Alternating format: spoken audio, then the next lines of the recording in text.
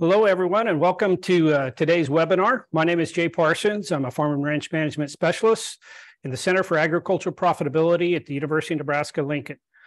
It's my pleasure to welcome you to the webinar today. I'm coming to you live from my advanced farm management class here on the East Campus in Lincoln. And it's a pleasure for me today to have on Mitch Stephenson, who's our extension range management specialist. He's stationed out in Scotts Bluff at the Panhandle Research Extension and Education Center. Mitch, hello today. Hello, thanks for having me. I'd like to remind everyone before we get started that we have an archive of all of our past webinars and a schedule of our upcoming webinars on our website at cap.unl.edu. That's cap.unl.edu. And for today's webinar, we're going to talk a little bit about rangeland response and management following drought. Last year in Nebraska, 85% of the rangeland was categorized as being in severe to exceptional drought. While we don't know what we're going to have this year in terms of precipitation and how it's all going to play out, thinking through your range and pasture management options, both during and in the years following drought, provides opportunities to limit the negative impacts of drought and maintain a good range livestock production situation. So with that introduction, it's great to have Mitch on, and I'm going to go ahead and turn it over to you, and we'll entertain questions after Mitch is done presenting, and hope you enjoy the webinar. Okay. Are you seeing that now, Jay? Yes, we see it great. Okay, perfect. Well, yeah, thank you again, Jay. Really happy to be here, and really looking forward to talking today a little bit and hearing some responses and questions, and talking through some of what's being seen throughout the state of Nebraska in terms of drought. So we've had a fairly bad drought this last year, and I'm going to go into that a little bit, and then just talk about some of our research where we've looked at some of the responses of drought to different plant groups. This is a graduate student in this image here that's out clipping grass in some of our exclusion cages that we have at a couple different places in the sandhills. And so we try to collect a lot of this data so that we can look at some of the responses of plant functional groups and total production, and link that back to thinking through where do we need to be stocking during some of these droughts, and how much flexibility do we really need to have there. So let's see. There we go. So just want to start out with a quote here, and this is from a gentleman who was a U.S. senator in the late 1800s, excuse me. And he wrote an article talking about grass, and he starts it out by saying, "Grass is the forgiveness of nature, constant benediction." And I bring this up just thinking through that these are social ecological systems that we have here, and drought can have some negative effects. But I think there's a lot of positives when we look at our grassland and just how resilient they are.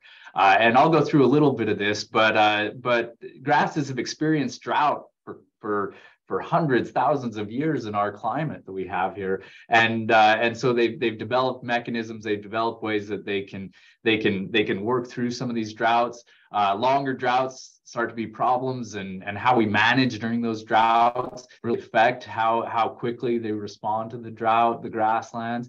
But resilient systems here that we have in Nebraska, I think, bring a lot of hope, even though drought can be really challenging. So it's always important to look back at where we're at. And so if we look back at the last 30 years, just at the drought monitor here, we've had droughts about every 10 years. There one before this was in the 89 was kind of the main time. Had drought in 2002, in 2012, and then here we are in 2022. And so just looking across the state, the southwest portion of the state, the northeast portion of the state, and then some areas in the sandhills are really in that exceptional drought category, but all the areas in the extreme drought are fairly impacted as well. Here in Scotts Bluff County, we're in year 3 of a drought. Where we at now, we've had some really good precipitation this winter, but not enough to really break the drought in a lot of these areas. And so there are still some concerns, rightfully so, going into this growing season. What's it going to look like? How do we need to manage it, especially if we've had a couple really poor years for precipitation? Now, if we look at last year, we see that and these are graphs that show the percent of normal precipitation. And the one graph here is May, June, July. And there are pockets of the state that actually had pretty good May, June, July precipitation. And I really highlight those months because those are the months where we see the most growth of some of our grasses in Nebraska. So the cool season grasses really need that May precipitation. The warm season grasses need the July precipitation, and then they both kind of need the June precipitation there as well on our native rangelands.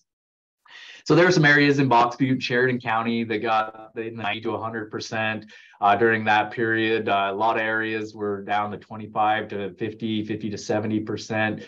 And so that's a pretty big challenge on some of our grasslands to produce biomass. And so as we look across the whole year, though, it kind of reflects that again. A lot of areas up 50 to 70% of normal precipitation.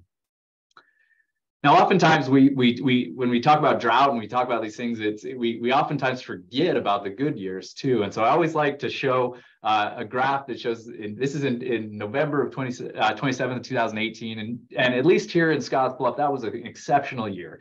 We just got rains at the right time, good rains. And we had a great grass year that year. If this picture shows needle and thread, belly high on some of these yearlings, it was just a beautiful year. And so really important to kind of think through the cycle of there's good years and there's bad years. And the reason I bring that up is because as we think about drought and the definition of drought, it can mean a lot of different things. And so, we can have short-term or long-term drought. The term flash drought is often used when it's short-term, 4 to 6 week drought right in the middle of the growing season. That could be really important to some of our plant growth. Oftentimes we think of it as receiving less than 75% of the normal precipitation, or the average is oftentimes what we use, or the median. Sometimes the median is a better metric to look at some of these. But really, I like I say, I focus on this May, June, July precipitation as being some of the most effective precipitation for plant growth on our rangelands.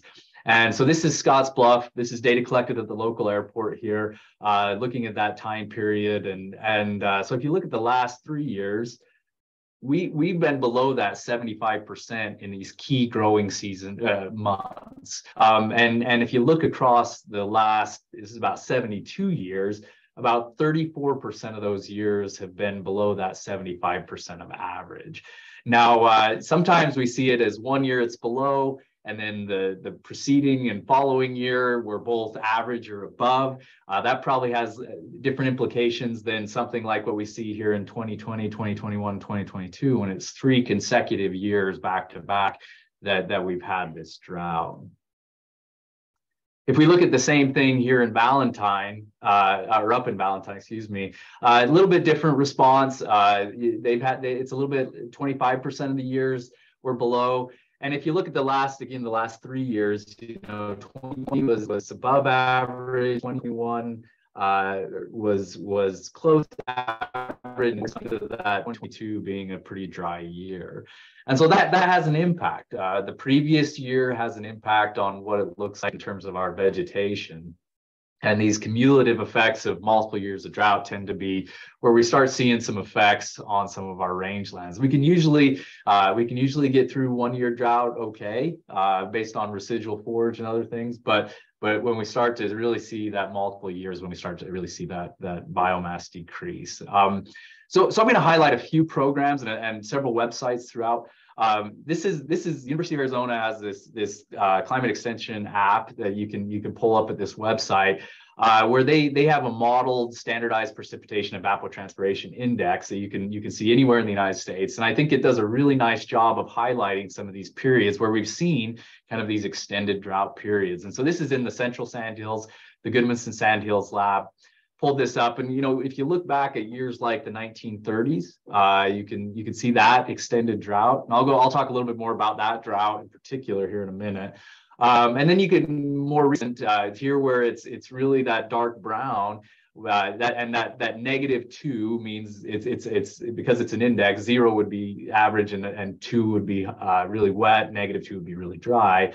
you see that 2012 was a relatively short period, but in the last 100 or more years, that was one of the worst standardized precipitation indexes that we saw during that time period. And what was interesting is the years prior to that were some of the wettest. And so it's kind of been an interesting couple decades here in terms of the fluctuation between really wet and then short periods of really dry. So how's our spring forecast looking? Our climatologists, and this is the Climate Prediction Center here that I'm showing is their outlook. They've identified that the La Nina pattern has ended and that we've kind of gone into a neutral pattern for El Nino.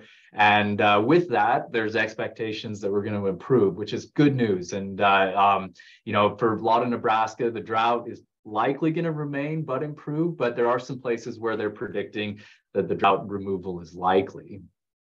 And so I'm not a climatologist, but I really think it's fascinating how some of these ocean currents and temperatures really affect our precipitation all the way in the Midwest part of the United States. And there's a recent article, Dr. E.J. Rayner and others had a large data set in Colorado and Wyoming there, and they were looking at some of these patterns based on the Pacific Decadal Oscillation and the El Nino Southern Oscillation, and how that might affect developing projections or predictions on how to stock for a given year really early in the growing season. And so these are some of the things that they've identified after these multiple years of looking at this and comparing it with some of their stocking that they've had in some of these areas. And so the first is if we're in a cold phase of the Pacific Decadal Oscillation, or these sea surfaces along the west coast of the Pacific Ocean, with the La Nina, during the late winter spring, that it's likely that a decrease in stocking rates from moderate levels should occur. And they give a clear example of 2012. 2022 was also an example of when we saw that cold PDO and La Nina event going into the growing season. So the predictions there were that was likely going to happen. Then on the opposite of that, if the PDO is warm and it's an El Nino phase, that there's probably less risk, and stocking can either be at the moderate rates or maybe slightly above in those situations. However, when El Nino is neutral, then it has less of a predictive power, and stocking decisions need to rely more heavily on local precipitation forecasts. And so that's kind of what we're going into here in 2023. This is a little bit looks like now kind of along here in the neutral phase. And so they presented these early warning stocking decisions in somewhat of a graphic to help make those decisions. And so with that cold Pacific Decadal Oscillation, a neutral pattern of the El Nino, really it's relying on this low, average, or high precipitation as we go into the growing season here early. And so that's probably the best way to make some of those predictions as we go into 2023. So I'm going to shift a little bit from that and talk a little bit about how drought might affect, and drought and grazing in combination might affect some of our plant communities that we have out in Nebraska. And so this is a study I often show. John Weaver was an ecologist at the University of Nebraska, did a lot of work looking at roots of different grasses. And so what he had is he had students go out and dig up chunks of rangeland near Lincoln there, and he had them pull some out of areas that were in areas near water or areas where cattle were really they grazed and preferred all year long. And then he had them go to other areas of the pasture where cattle really didn't go quite as much. And so he identified these as kind of low grazing intensity versus high grazing intensity that have had multiple years of these treatments going on these particular areas. So they dug these up. I think they were like 6 inches by 6 inches of these roots. They brought them back into a lab. They grew them out for, I think, 6 weeks is what it was. They washed all the dirt away, and these are the images of some of the roots. And so the way we graze before a drought really has some implications on how hard that drought is going to hit some of our plants. As you can tell, this little blue stem plant that has low grazing intensity is going to have a lot more resources, a lot more nutrients, a lot more ability to capture water and moisture than some of these the plants that have been in the high grazing pressure and have much less root material and much less vigor. And so as we think about these roots and the response during a drought, the carbohydrate reserves here are in the red, and this would be a perennial plant that early in the spring it's going to need to use some of those reserves to really get that leaf material out, and so to start up that growth in the spring. And once that leaf material starts to photosynthesize, that can take over, that can help put more leaf material on, and then it slowly starts to be putting more and more carbohydrates back into the root material. So it starts at the same level it was the previous year, and again it goes that cycle year in and year out. However, when droughts occur, oftentimes there's this stunting of growth, and we're not able to put quite as much biomass. So because there's not as much above ground plant material and conditions that are good for growth, oftentimes that affects the leaf or the root area below ground and those carbohydrate reserves. Now, again, if you have healthy, vibrant plants in your ecosystem, single year drought's probably not going to be too big of a deal, even in a grazed system, because the plants are healthy, they can withstand that. They kind of know the drill. They know the drill of grazing. They know the drill of drought there. But continual year after year of this, they can start to see some things like reduced above and below ground plant material, earlier plant maturity, fewer productive tillers and fewer buds, lower carbohydrate storages, and then overall, you're going to see more and more annual forbs and decreased perennial plant vigor and increases of soil nitrates because of that. Now, this is an example of the 1930s drought, and there's some kind of neat history behind some of this. But this was a study done at the Halsey National Forest. And what they did is they started in the late 1920s. They had some data, and this is the frequency or percent of these frames where they saw little blue stem. And so they started here, and then the 1930s happened, which again we saw was one of the long-term drought. It was about 7 or 8 years of drought in every year. And by the late 1930s, early 1940s, that had dropped from about 90% of those frames that they put down to close to 30% of the frames. They stopped collecting the data in the 40s, picked it back up in the late 1970s. And so even though it dropped quite a bit, then little blue stem had responded over that 30-year or so period. But the interesting thing about this is there's reports in the 1940s and 50s that highlight that we didn't see a lot of little blue stem. It was probably because of the drought in the 30s. And so John Weaver also documented this in other areas where he saw little blue stem loss at the 90 to 100% in some of the areas that he was studying as well. So droughts can have a long-term effect on some of our plant communities, and it took several years, but as you can see, it's fairly stabilized now, and we haven't seen loss as equivalent to the 1930s drought. So August, this is August of 2012. So 2012, in the recent memory, this is the one of the worst droughts we've seen. It was fairly short term, a little over here in this area anyways, but it had some pretty big implications in this plant community that we see here. So August 2012, if we look at August 2013, all of a sudden we saw a huge flush of some annual forbs. So mostly it was annual sunflower. There was also some lamb's quarter and some other annual forbs that were out. When we look at this graphically, this is what it looks like. 2003 for biomass production. 2012, when the drought hit, it was really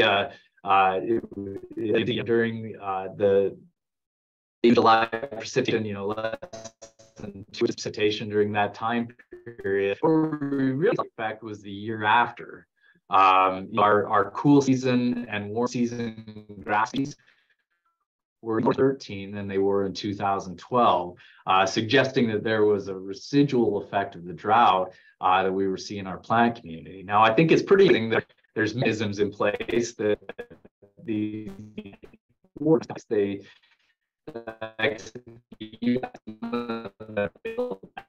were higher than usual after a drought. And then 14 species where they've returned back to a normal. And so there's, I think in thinking about post-drought management, it's important to visualize or see what the plant community is telling us. It may not be the year of the drought that's the worst hit. It may be in the years following that drought that we need to make some management decisions. At the Barter Brothers Ranch, we have some of these similar plant communities, and this is south of Bassett, Nebraska here, and this is some general growth curve that we see for the plant production that's out there. And we collect data in mid-June, and we collect it again in mid-August, and so really we see about on average about 60% of our total biomass has grown by about that mid to late June period. In years that are really dry, like 2012, we saw about 92% of our growth. In more wet years, that drops down to about 40% of our growth by that mid-June period. So we can see a lot more growth happen, especially if we have good growing conditions late June and into July there. But this is the breakup of our plant communities. We're about 40% warm season, 31% cool season grasses.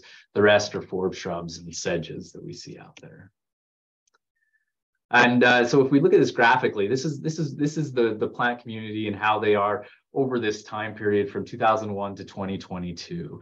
And over that time period, we've seen 5 years where we've had less than 75% of our normal this is our normal plant production in pounds per acre. We average about 1950 pounds per acre. And so, but it equates almost a 3 times difference between our lowest, which was about 850 pounds, to our highest, which was just over 2,600 pounds per acre. And now the neat thing about this data set is we get more and more data, we can start looking at some of these precipitation variables and thinking through how they might affect that plant community.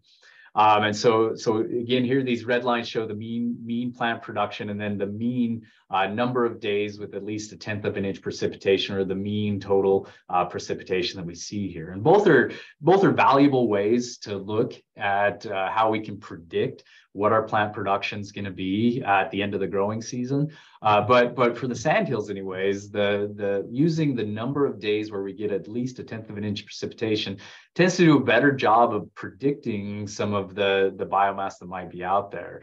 And so if we look at here at like 2000, for example, we had days where we had 1/10 of an inch of precipitation during that May, June, and July period. 15 days. And so 800 pounds of footage compared to like 2012, which tended to have a little bit more biomass production. And so what the equation is telling us here is that we should have about 79 more pounds per acre of total plant production for every day we have at least 1/10 of an inch of precipitation.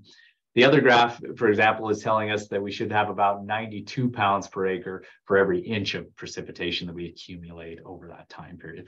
Both can be used for predictive purposes and help us to better understand our plant community out there, but it really needs it seems like it needs that frequent precipitation events to really sustain that plant community during the May, June, and July period. So as we think about stocking rates, I mean, this is where it really has impact on people, and that they need to make these stocking rate decisions within year and have that flexibility and variability based on what we see. And so these are where we look, and this is kind of our average where we're stocked. And so this is acres per cow-calf pair during the 5-month growing season during the summer. And so we have it stocked at roughly about 11 acres per cow-calf pair during that time period. The gray bars just show the plant production.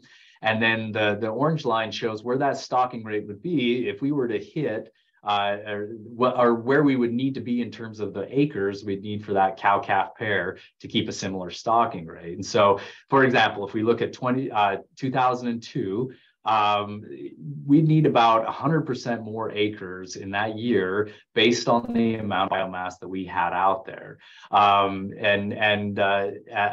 Just because we had so little so little production in that year that it was less than half of what we normally receive. So we'd have to double the number of acres for those cow-calf pairs. And so we see that years in 2006 where we need 55% more, in 2012, 40% more acres. Then 77% more acres. 2017 was an interesting year. And I'll just briefly mention that we had a period between late May and early July where we only had about 10% of our normal precipitation. That actually really affected our warm season grass production in that year, even though we had good precipitation before and then precipitation later in the summer as well. So the June period becomes such an important time period for precipitation. So the way that I often look at this in some instances is if we go below this line, years have the acres to run the same cow-calf pairs. Those are years that I consider withdrawals. Chances are we're going to be grazing it a little bit heavier. We're going to try not to, but we might just do it because we're not fast enough to make those decisions of destocking or other things. But then it really makes it more important in these wet years or these good years to really look at how we're managing in those years too, because those are the years that are going to be like deposits or giving back to in those years where we're able to help really build resilience into our plant communities. So flexibility ends up being really critical in that regards. So this is a graph that I have for the Barter Brothers Ranch that I update every year. And the stars show years where we had droughts, or it was looking that way based upon our precipitation. And so you can kind of pick out some of these things. And it's really important to think through, if we're in May and June and we're already below in either days of precipitation or total precipitation in inches, it's really unlikely that we're going to make that up in late June or July. So for example, in 2012, we would have had to have 10 events in July, where on average we only have about 5. So we would have to double the events, and we would have had to have about 8.14 inches to really make up the deficit that we were already seeing in May and June. So you can use this to help make informed decisions on, is it likely to make this up at certain points during the growing season, or should we just make those decisions early rather than later and hope that it rains? Now, there are a lot of different thoughts around drought planning for the ranch. There's some really good papers, really good data here at this drought.unl.edu ranch plan. And, one size doesn't fit all. There's a number of different ways that people can make decisions. I think the biggest thing is that there's plans in place, that we've identified options so that we can go down the list and make those decisions at key points, knowing what we have available in it to either sustain more cattle or not have enough for those cattle as well. And so really planning and understanding your resources is really important. And having these key dates and having an action flow plan that you can make these decisions. Now, I kind of have shown a lot of different things that you can use to help predict or to make these early decisions, and they're getting to be more and more tools. And I'll show a slide here in a second that goes through some of those tools. But having key points where you look at those tools, or you make decisions on, this is where we're at, this is where my pastures look. What are my management actions? If it's above average or average, I'm gonna stay where I'm at. Or potentially increase if you have some options with cattle that you can quickly liquidate. Or do I reduce going into the year? We've had a couple dry years. We probably need to really think about reducing where we're at going into this year for some of that recovery, and then just making those decisions throughout based on what you're actually seeing in precipitation and in the plant community.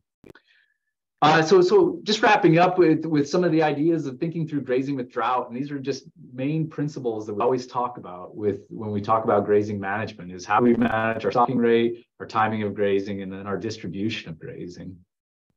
And so the stocking rate is the relationship between our livestock and our forage resource that we have out there. And it's the number of animal units grazing on a specific amount of land for a specific time. Now, the general rule of thumb is that we try to leave half. The challenge with that is kind of as I showed before, if we're at 1,900 pounds per acre, in our example at the Barter Brothers Ranch, that would mean that on average, we would leave about 800 pounds, or excuse me, 900 pounds per acre, a little over 900 pounds per acre, in terms of how that looks. And so thinking through some of that, is if we have a drought year where we're only growing, let's say 1,000 pounds, or in our worst year was 850 pounds, we're not even really growing enough in that year of current year's growth to account for leaving the half with even. So being able to be flexible enough to account for that. Now, if you have some vegetation buildup from previous years, those play into it. But really trying to leave a set amount is probably a better way of estimating this than leaving half in each year. But shooting for a target if you want to leave X amount of plant material out there. And this is to ensure that photosynthesis continues to happen, that there's enough leaf material for ground cover, and we're not creating a lot of bare ground, have rippling effects, negative effects on some of our plant communities that are out there. And then we have adequate recovery. And so when we have a drought, especially in the late summer on into the fall, there's not a lot of recovery that's happening on those plants. And so we need to wait until the following year before we start to see that recovery from the grazing and the drought to happen. Thinking through timing of grazing, I think is really important. And this is where having a planned management strategy comes in, and thinking through a rotational period where you're having cattle on pastures at certain times and then having them off pastures at other times for recovery. We've seen a lot of really good success with deferred type rotations where they're grazing only once during the growing season, and then potentially grazing again during the dormant season. And then you're moving those dates around to where a lot of these pastures get 8 months to a year of recovery. And then 1 out of every 4 or 5 years, they're getting the whole growing season for recovery before they're grazed in the late fall. A few things that we've seen in research here in the past couple decades is that elongation period for some of our warm season species tends to be really important. And if we grazed every year during that period, we're going to start seeing reduced root length or reduced production the following year in some of our warm season grasses if we're consistently grazing that pasture always in the midsummer period.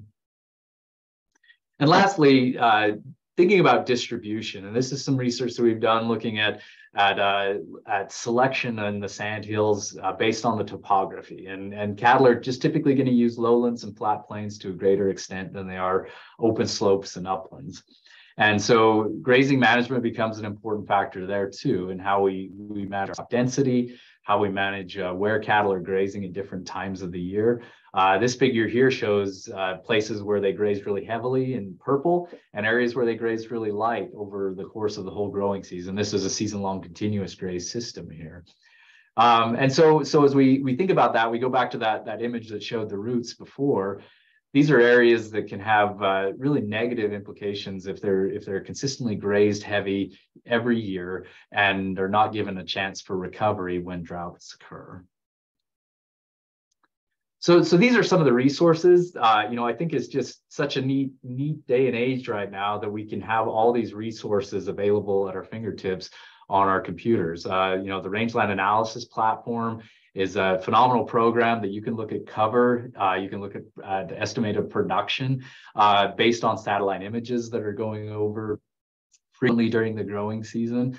So we can start doing monitoring from our desktops, where before we were having to do most of this out in the pasture. The Drought Mitigation Center has some great resources. High Plains Regional Climate Center has some great resources for looking at precipitation. I use this PRISM Climate Group out of Oregon State. You can go on there and they have model data, but you can click any point and really look back in time to see what precipitation looked like over the longer period. The same with this this program I mentioned with University of Arizona Extension as well, they use some of the same data sets to create some of their maps as well. UNLV has some great drought resources to help you consider. Cast is a really great program to look at predictions of where you might be in terms of your grass production for that year. And so it goes throughout the growing season. You can track some of these maps and make some estimates. So really wonderful resources out there that can be helpful in helping us make these decisions. And so I'll wrap up here. This is E.J. Dykstra-Hughes, who is Regional Range Conservationist with the Soil Conservation Service, now the NRCS. We wrote this paper back in 1951, and you know, this was one of the things that he said is that the man with bare-looking range needs the rain the most, but when the rains come, he will get less benefited from it than the man whose range is covered with forage. And so thinking through that, how can we manage our rangelands to where we leave as much biomass, residual biomass out there as possible, can really make a big difference in that recovery. And some of the decisions we need to make after the drought, because recovery can be quicker. So with that, this is my contact information. I'd be happy if anybody has anything they'd like to reach out about, but I'd be happy to take some questions now too. Thanks, Mitch. That's really good. If you wouldn't mind, could you go back to the bar graph where you had the 2012 you were talking about the 2012 drought and the different plant species and the recovery of them. Your audio kind of cut up here in the classroom and we couldn't really hear that very well. That you just went past it. Go back forward, right there. Yeah. Would you talk back through that in terms of how the forbs came on and went away, and you know, and then the cool and warm season recovered? Yeah, absolutely. So 2011 was a really pretty good year. So these are the cool season and warm season grasses are probably inflated a little bit there just because it was a good year. Came off 2010 was another good year. So they were probably above average in 2011. 2012 hit. You can see that the total production was about 1,200 pounds per acre in that year. And so it was decreased by quite a bit below the average. So it's about an average about 1,900 pounds here too at the Goodmanson. But what we really saw is in 2013 was the cool season grasses, because we didn't get great precipitation early in the growing season of 2013. So the drought was still persisting into the next year. And then our warm season grasses were both less in the year after a drought compared to the year of the drought. And because of that, the reduced plant vigor, usually after a drought, we do see more nitrates in the soil as well. And so that's why we saw this incredible flush of our forbs that we have out there. Annual forbs really took advantage of that, more bare ground, reduced vigor, and higher nitrates. And they accounted for about 60% of our total biomass, where on a normal year, they'd probably only account for maybe 15 to 20% at most. And so, you know, that's worrisome sometimes when you see that after a drought, that it's never going to go back to our grasses recovering again. But you can see 2014 grasses recovered a little bit more, 2015 recovered a little bit more. And so they've come back to, I'd say, somewhat similar to before that drought, but it seemed like we captured that in some of our data. Great. Thanks for doing that. We've had some questions come in regards to the slides being available, because there's a lot of great information in these, and also recording. Just to reiterate to everybody that we do post all of this stuff up on our website at cap.unl.edu. So that's cap.unl.edu. If you go to the webinars link, you'll be able to, we'll have that posted here in the next few days in terms of these slides being available and the recording being available for you to follow up on.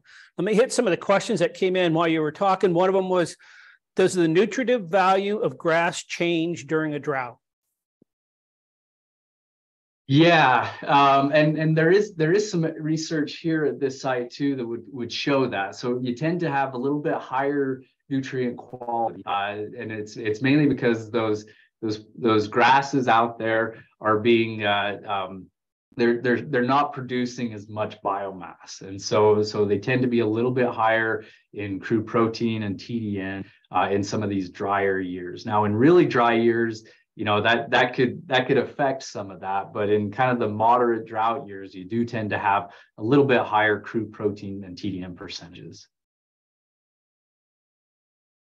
Okay, we had a grasshopper question. How might grasshoppers play into grazing management plans this season? Can grazing timing help ease grasshopper issues?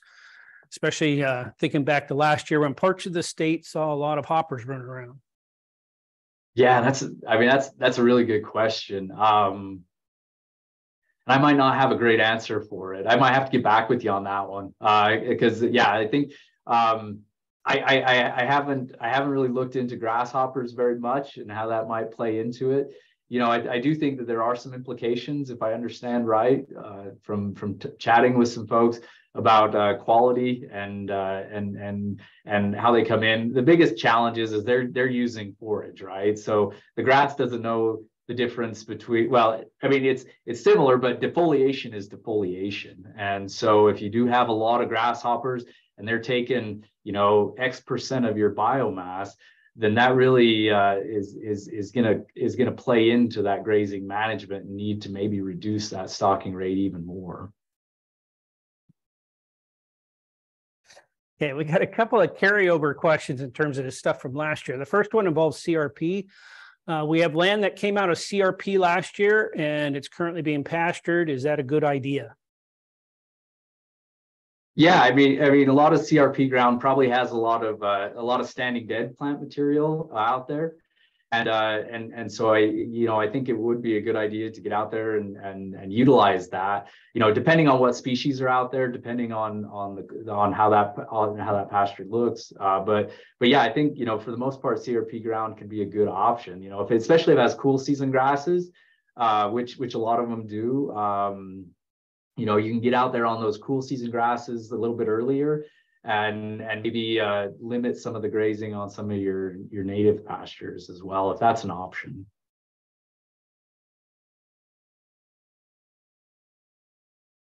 Okay, the second one was to pasture it heavy this year. They're thinking about pasturing it heavy this year to get rid of old grass that was there or still there from last year. You want to address the issue with old dead grass out there? And I'm not sure if this is this a follow-up to the last question? I think it might be a follow-up with the CRP, but I'm not sure because it doesn't have a username attached to it. So yeah, I mean, I think utilizing that. I mean, cattle are going to be selective on it, especially if there's green grass out there. Cattle will be selective, but yeah, I mean, managing that to grazing, you probably still want to stay moderate. More often than not, it's best case to stay somewhat moderate in our grazing stocking rates.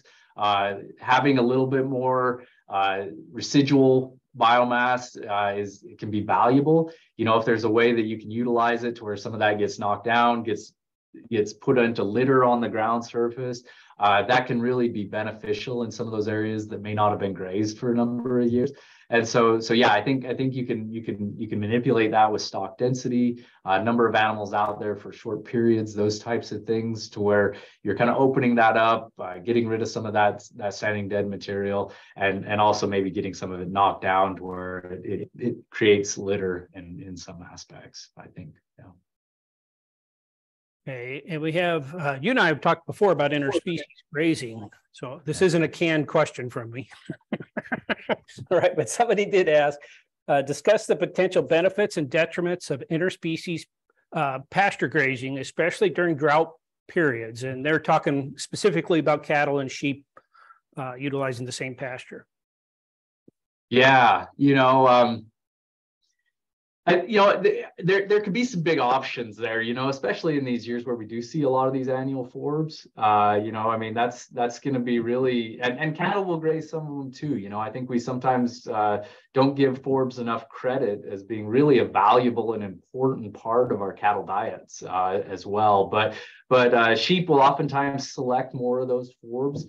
And so there is a way that you can balance that a little bit more by having sheep utilize maybe more of the forbs than what the cattle might, and then managing the cattle and the sheep together, or rotating them through at different times during the pasture to utilize these different functional groups.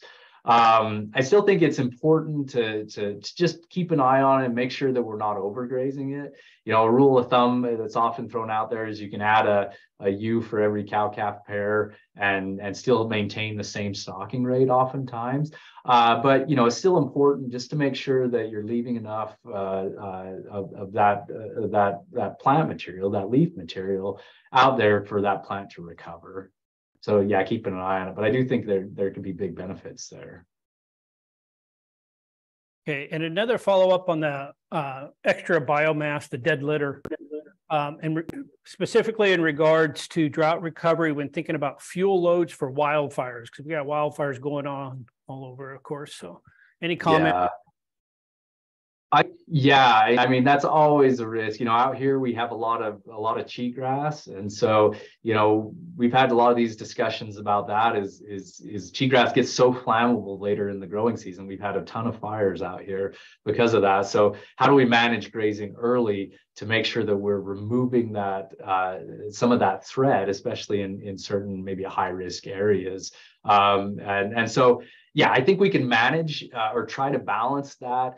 To reduce that fuel load as much as we can, and maybe there are some areas that we strictly use as fuel breaks. We're hoping to get more work done in that space. I think a lot of our dormant season grazing comes in that regards too.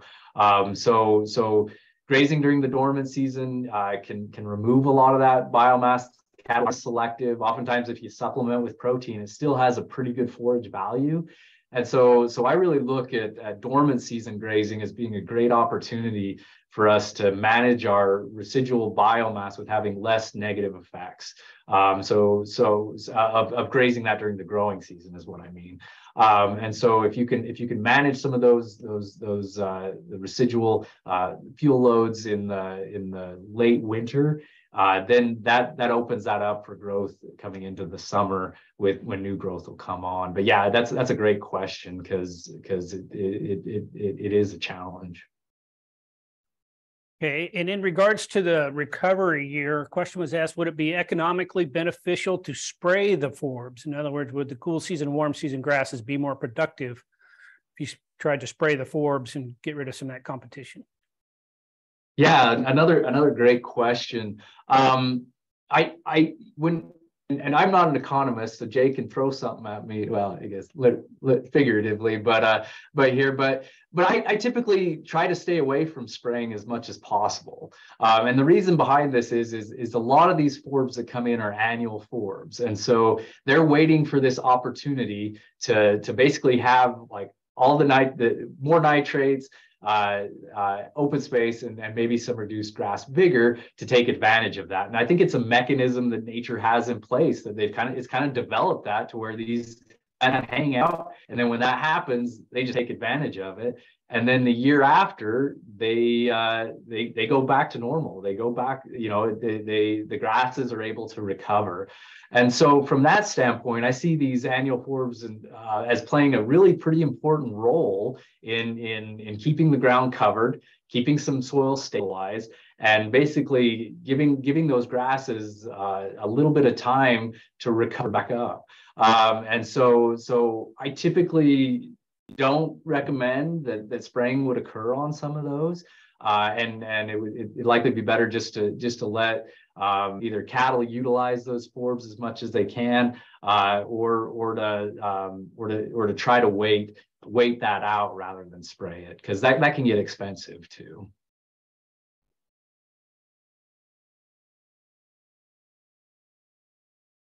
Sorry, I had to unmute myself. I know next week we're going to talk a little bit more about fertilization, but what's your thoughts on fertilization during a drought at this point as we come out of it? Any timing issues there or anything to consider as regard to that? I guess it would depend. It would really depend on the area. you know, out here, we don't do quite as much fertilizing just because it's so dry on average, and the cost benefit relationship is probably not as strong as it might be in Nebraska. And so I don't have a great answer for that. You know, if you want to reach out to me, I can definitely find that answer for you, though, depending on where you're at in the state and what kind of grasses you're looking at there. Okay, very good. And we got a question on genetics, maybe drought related, maybe not, but are there any good genetics advancement work being done right now on species development that you can share? Yeah, so yes, there are some companies as well as some public institutions that are looking at different species that can be more drought tolerant, and so this would probably be more in the realm of planted pasture, you know, improved pasture is what a lot of times people call it. And but yeah, I mean, I think there's some good genetics that are starting to come out, and some new varieties of smooth brome and meadow bromes. You know, we don't really grow a lot of fescues out here, but they're starting to look at maybe more drought tolerant fescues that can be put in some of these more pasture type situations. And so yeah, I mean, looking at some of those areas, you know, and talking with a couple of different companies, I think they'll get more and more of these genetics that do a little bit better job in some of these drought prone environments. Some of our native rangelands, though, you know, I think the best thing is to let native selection pick the best species that are out there, and I think that's what it's natural selection, and that's I think what it's done for you know hundreds of years is select the species that are going to do the best in this particular environment if it's a native plant community. That's good to hear. Any tips on how to control leafy spurge? Oh man, that's a tough one. That's another question I'll have to defer to our weed specialists. It's a tough one. There's herbicides that'll work. It's you have to keep after it, and timing of application tends to be pretty important. And so yeah, at the Bar Brothers Ranch there, we've had to get pretty aggressive in our herbicide application on some of the leafy spurge, and so, you know, it has to be consistent, and you have to keep after it. But if you wanted to reach out, I can give you some management recommendations that we have here at the university on herbicide rates and timings. Yeah. Okay, and I have a question because I know the weather forecasts aren't perfect, but also the ones that's always intrigued me with drought questions is the wind, right? Because the wind, we've had a lot of wind this year in particular, that really dries things out. Any research on that or any experience on how much of a factor wind actually has in terms of exacerbating the effects of lack of precip or anything like that? I was just curious. Yeah, and so it plays into it. So it you know, there's and we haven't looked at that as a variable in here, and I think we really need to look at that as a variable in some of our longer term native sandhills plant community data sets and how that looks. It does. Some of the research that I've looked at, yeah, it basically increases that transpiration in those grasses, and so the more windier. And it's usually tied into the hotter and windier and drier that it is. They all kind of work together to really reduce the amount of moisture available for those grasses, yeah, because they transpire more. Because as wind goes across that plant, it requires it to pull evapotranspiration. More evapotranspiration happens. Yeah. Yeah, it's just always struck me that when we talk drought and the effect of drought, that we don't talk more about the wind, persistent wind in particular, as it dries that stuff out. Yeah. So a couple of follow-ups, one of them on the leafy spurge, about goats eating leafy spurge. You want to comment on that? And then follow up that with a question on how to manage yucca plants. Anything on that too?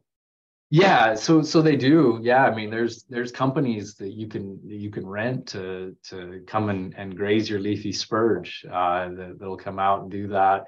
I don't know if we have any here in Nebraska, but in Idaho and Montana and some other places, they have some companies that provide that service, and use it as a management. And then oftentimes it's a management of goats grazing and then applying herbicide later on in the year too.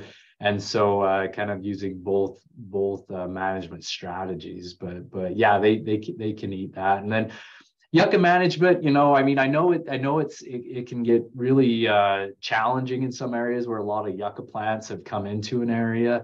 There's a number of herbicides that'll work for yucca plants. I've chatted with some folks that they've really worked to try to get cows that'll eat them in the wintertime. And I haven't seen any research on it, but they claim that, that their cows have learned how to basically push those plants over and actually graze them. And they really do it a lot in the wintertime, and when the leaves on the yucca are still pretty good quality. So a number of herbicides will work for it. I always recommend that people leave some, though. I mean, yucca is a native plant. It really is a pretty important species for some insects, some pollinators that are important for our ecosystem. And so if there is a need to spray in some areas, I do say still leave some out there because it is important. Okay, and one last question on nutritional value of dormant grass. So, whether it's in the late part of the summer or in the winter, are the cows getting enough nutrition from effectively dormant grass?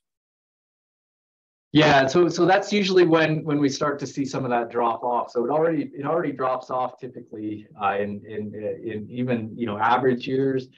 In some drought years, you might hold on to a little bit more forage quality.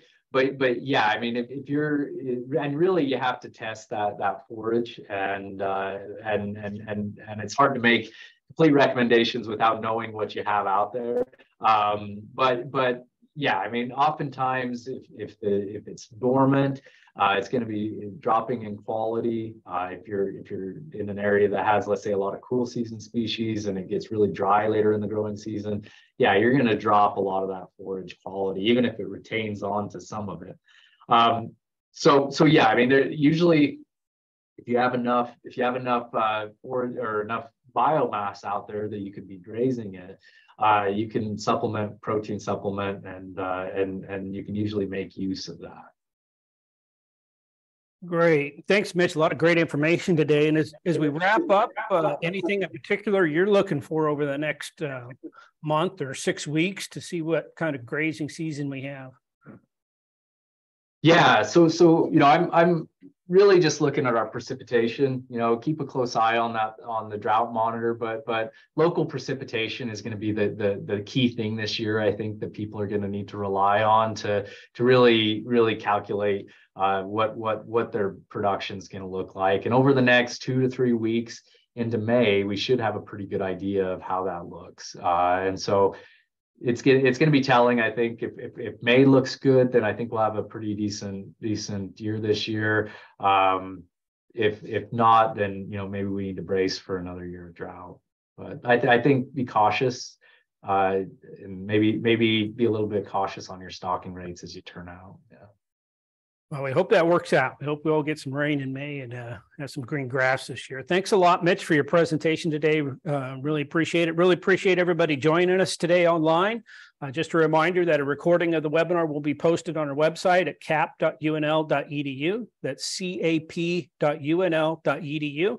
That's also where you can go to register for any of our upcoming webinars, including next week, where we'll look at fertilizing of pastures and annual forages, basically fertilization of forages this year. So just a reminder, when you close your Zoom window and exit the webinar, you'll see a short 3-question survey. We really appreciate any feedback you have on today's webinar, and in particular, ideas for future webinars, whether it be topics or speakers. We're always looking for good topics and good speakers. We had one today. Thanks again, Mitch, for your great presentation, and everybody for joining us. Signing off now, and everybody have a very pleasant rest of the day.